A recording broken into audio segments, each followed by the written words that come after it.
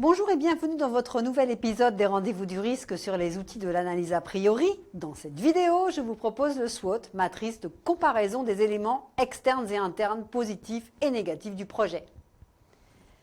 Cette méthode permet de créer des stratégies pertinentes pour exploiter un nouveau potentiel ou bien développer un gisement existant. Vous serez également à même d'anticiper une menace pesant sur votre activité. Le SWOT, Strengths, Weaknesses, Opportunities, Threats ou MOF pour les francophones, menaces, opportunités, forces, faiblesses, est un outil très pratique lors de la phase de diagnostic stratégique. Il présente l'avantage de synthétiser les forces et les faiblesses d'une entreprise au regard des opportunités et des menaces générées par son environnement. L'analyse SWOT est décrite comme un outil éprouvé de l'analyse stratégique. L'analyse SWOT fait partie des outils qui contribuent à l'étude de la pertinence et de la cohérence d'une action future, à court ou à long terme, générale ou circonscrite. L'analyse ou matrice SWOT, selon la Commission européenne, est un outil d'analyse stratégique. Il combine l'étude des forces et des faiblesses d'une organisation, d'un territoire, d'un secteur avec celle des atouts et des menaces de son environnement afin d'aider à la définition d'une stratégie de développement. À ce titre, l'analyse SWOT fait partie des outils qui contribuent à l'étude de la pertinence et de la cohérence d'une action future.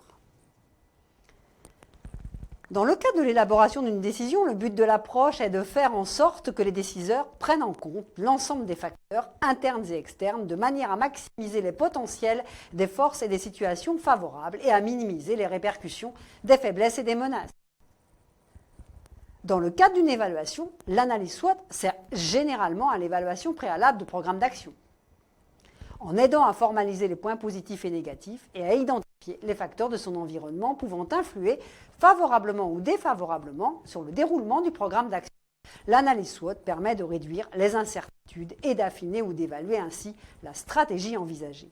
L'analyse se compose de deux diagnostics. Le premier, un diagnostic externe qui identifie les opportunités et les menaces dans l'environnement.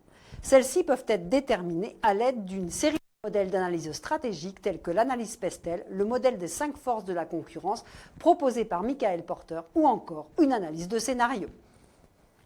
Opportunité, l'environnement de l'entreprise peut présenter certaines zones de potentiel à développer, il convient de les identifier. Menaces, certains changements en cours ou à venir peuvent avoir un impact négatif sur les activités de l'entreprise. Le deuxième diagnostic est un diagnostic interne qui identifie les forces et les faiblesses du domaine d'activité stratégique. Celles-ci peuvent être déterminées à l'aide d'une série de modèles d'analyse stratégique tels que la chaîne de valeur, l'étalonnage ou benchmarking ou l'analyse du tissu culturel. Pour rappel, on parle de forces, ressources possédées et compétences détenues conférant un avantage concurrentiel.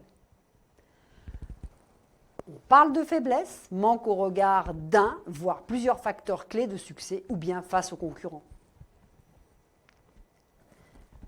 C'est la confrontation entre les deux résultats établis grâce au modèle SWOT, résultat du diagnostic externe et du diagnostic interne, qui va permettre d'alimenter l'étape suivante de formalisation des options stratégiques. On appréciera ainsi les cadrans. Force, opportunité, la priorité maximale. Vous êtes sur un domaine potentiel avec de réelles capacités de développement. Vous devez vous interroger sur les options à votre disposition pour tirer parti de cette opportunité. Faiblesse, opportunité. Les opportunités sont là, mais vous ne détenez pas les atouts nécessaires. La question à se poser est de savoir si la faiblesse peut être relevée ou non afin d'exploiter ce potentiel. Force-menace, une question stratégique. Comment employer vos atouts pour vous défendre face à sa menace identifiée? Faiblesse-menace, situation potentiellement dangereuse. Évaluer le risque pour savoir s'il est nécessaire d'organiser votre défense et dans l'affirmative, définir comment procéder.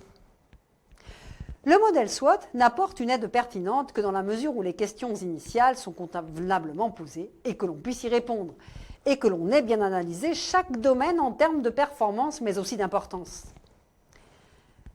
La justesse des résultats dépend de la justesse de l'analyse sur le court, moyen et long terme et de la conscience que l'environnement interne ou externe peut rapidement changer, ce qui nécessite de régulièrement mettre à jour l'analyse. Une erreur classique consiste à réaliser une analyse SWOT au niveau d'une entreprise entière. Or, ce modèle n'est pertinent qu'au niveau d'un domaine d'activité stratégique dit DAS.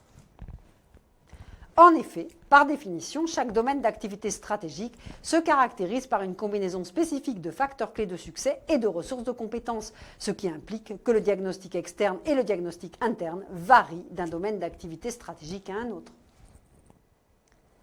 De fait, la synthèse des analyses de chacun des DAS ne permet généralement pas d'obtenir l'analyse SWOT globale d'une entreprise.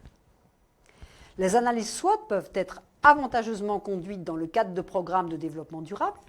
Elles permettent de décrypter les signaux faibles en tant qu'opportunités ou menaces pour l'entreprise et ses parties prenantes du triple point de vue économique, environnemental et social. Cette pratique s'est développée aux États-Unis. En Europe, on peut citer le projet EDEN, Eco-Design Network de l'Union interrégionale de la plasturgie alizée, plasturgie dont l'un des objectifs est de réaliser des travaux expérimentaux sur les biopolymères, les biofibres, les biocomposites et les matériaux recyclés. Merci pour votre attention.